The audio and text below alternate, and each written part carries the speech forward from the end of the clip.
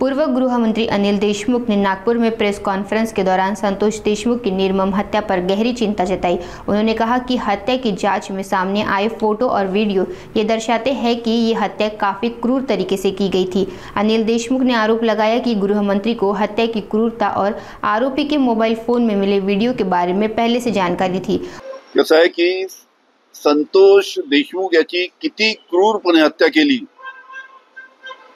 याचे काही चार्जशीट मध्ये जी माहिती आलेली आहे, जे त्याचे फोटोग्राफ्स आलेले आहे आणि टीव्हीच्या माध्यमातून काही त्याची क्लिपिंग जे दाखवण्यात आलेले आहे, त्याच्यामुळे अतिशय क्रूरपणे संतोष देशमुख याची हत्या करण्यात आली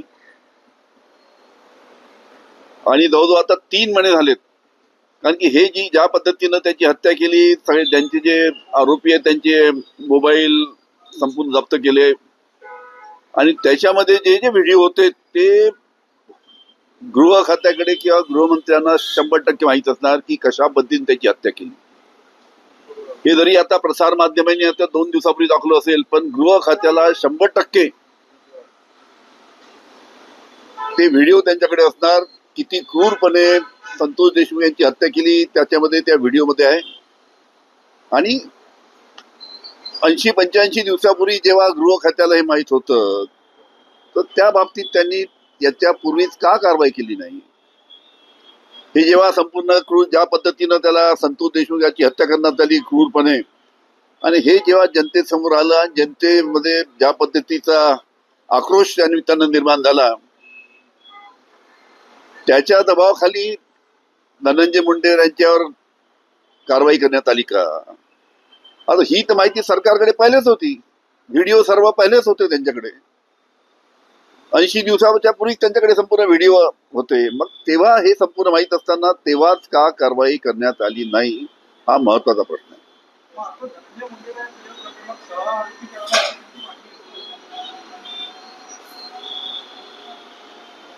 धनंजय मुंडेला सह आरोपी करावा अशी एक मागणी पुढे येते।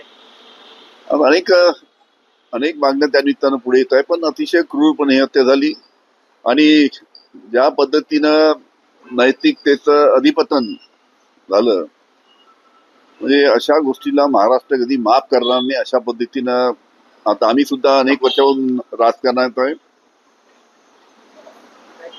गृहमंत्री असताना सुद्धा आम्ही अनेक हत्येचे प्रकरण पाहिले, पण अशा पद्धतीनं इतक्या क्रूरपणे हत्या होऊ शकते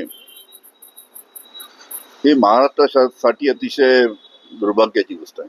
कोकाटेला वाचवण्याचा प्रयत्न राज्य शासनाकडनं चालू आहे। मी मागे बोललो होतो की ज्या पद्धतीनं राहुलजी गांधी यांच्यावर 24 तासामध्ये कारवाई करण्यात आली, कोर्टाचा निर्णय आल्यानंतर 24 तासामध्ये राहुल गांधींवर कारवाई करण्यात आली। आता कृषी मंत्री कोकाटेंवर आता इतके दिवस झाले, 4 दिवस झाले, अजून कारवाई करण्यात आली नाही। म्हणजे मला वाटतं जोपर्यंत त्याला न्यायालयाकडनं संरक्षण मिळत नाही तोपर्यंत त्याच्यावर कारवाई होणार नाही, अशा पद्धतीचं यांची प्रयोजन दिसत आहे। एकच म्हणणं आहे की विरोधी पक्षाच्या नेत्यांवर ज्या पद्धतीनं 24 तासामध्ये कारवाई होते, त्याच पद्धतीनं सरकारमधले जे मंत्री आहेत त्यांच्यावर का होत नाही? न्यायालय जेव्हा त्याला स्टे देईल नंतर त्या संपूर्ण प्रक्रिया थांबेल, अशा पद्धतीनं नियोजनबद्ध पद्धतीनं संपूर्ण कार्यक्रम चालू आहे हे असं दिसतं। विजय वडेट्टीवारांनी आणखी एका मंत्र्यावर आरोप लावलेला आहे की 10 दिवस जेलमधून आल्यानंतर एका महिलेला अश्लील फोटो त्या मंत्र्यानं पाठवलेला आहे, त्याच्यावर कारवाई करण्याची मागणी देखील वडेट्टीवार यांनी केली। ठीक आहे, विजय वडेट्टीवारांनी जे आरोप केले आहेत त्यांच्याबद्दल त्यांच्याकडे कागदपत्र असतील, पुरावे असतील, त्या पद्धतीने पुढील कारवाई व्हायला पाहिजे। प्रशांत कोरटकर यांना या प्रकरणासंदर्भात जे स्टेटस आहे त्याबद्दल तुमची काय मागणी? प्रशांत कोरटकर हे नागपूरचे आहेत आणि नागपूरच्या भारतीय जनता पार्टीच्या कोणत्या वरिष्ठ नेत्यावर त्याचे अतिशय जवळचे संबंध आहेत, घरगुती संबंध आहेत। त्याचे संपूर्ण अनेक फोटोग्राफ्स सोशल मीडियामध्ये आहेत आणि त्या सोशल मीडियाच्या फोटोग्राफमध्ये दिसतं की अतिशय त्यांचे जवळचे संबंध आहेत। नागपूरकरांना सुद्धा हे माहित आहे की त्यांचे अतिशय जवळचे संबंध आहेत आणि म्हणून ज्या प्रशांत कोरटकरनी छत्रपती शिवाजी महाराज यांचा अवमान केला,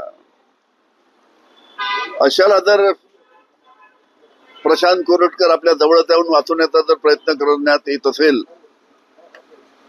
ती अतिशय चुकीची गोष्ट आहे. लवकरात लवकर राज्य शासनाने, गृह खात्याने प्रशांत कोरटकर कुठे आहे, कुठे फरार झाला, आणि त्याला पोलीस संरक्षण त्याच्या घरासमोर असताना घरातून तो कसा पोलिसांच्या समोर फरार होऊ शकतो, हा सुद्धा एक मोठा प्रश्न त्या निमित्तानं आहे. त्याच्यामुळे लवकरात लवकर प्रशांत कोरटकर ज्यांनी छत्रपती शिवाजी महाराजांचा अवमान केला त्याच्यावर लवकरात लवकर त्याला पकडून पुढील कारवाई व्हायला पाहिजे. मंत्रिमंडळाची जागा रिक्त झाली ते छगन भुजबळांची वर्णी मारावी हा संपूर्ण राज्य शासनाचा त्यांचा स्वतःचा निर्णय आहे. या बाबतीत राज्य शासन की ज्या पक्षाचे आता मुख्यमंत्री आहेत, उपमुख्यमंत्री आहेत, ते निर्णय घेतील. आम्ही त्याच्याबद्दल काय बोलायचं.